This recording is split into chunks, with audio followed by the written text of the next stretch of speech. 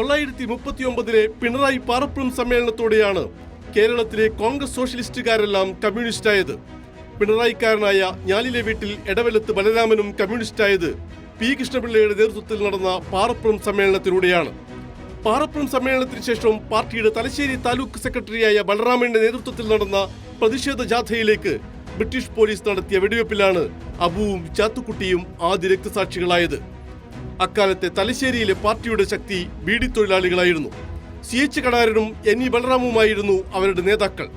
കൽക്കത്തയിലെ ശ്രീരാമകൃഷ്ണാശ്രമത്തിലെ പഠനത്തിനു ശേഷം സംസ്കൃതത്തിലും വേദാന്തത്തിലും പാണ്ഡിത്യം നേടിയ ബലറാം സന്യാസിയാവാൻ പോയി കമ്മ്യൂണിസ്റ്റായി വന്ന ഒരു അസാധാരണ മനുഷ്യനാണ്.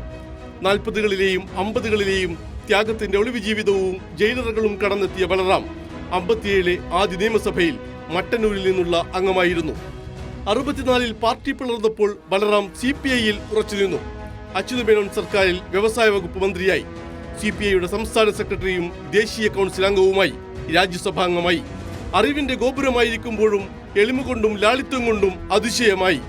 EMS മുതൽ ശങ്കർദയാൽ ശർമ്മ വരെയുള്ളവർ, അല്ലെങ്കിൽ കുട്ടിക്കൃഷ്ണമാരാർ തൊട്ട് OV വിജയൻ വരെയുള്ളവർ, അതുമല്ലെങ്കിൽ KR നാരായണനും VP സിംഗും തൊട്ട് AB വാജ്പേയിയും K കരുണാകരനും വരെയുള്ളവർ NE ബലറാമിന്റെ വാക്കുകൾക്ക് കാതോർത്തിരുന്നവരാണ്.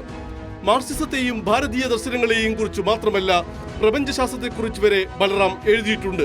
സ്റ്റീഫൻ ഹോക്കിങ്ങിന്റെ a brief history of time എന്ന പുസ്തകം മലയാളികൾക്ക് ആദ്യം പരിചയപ്പെടുത്തിയത് NE ബലറാമാണ്.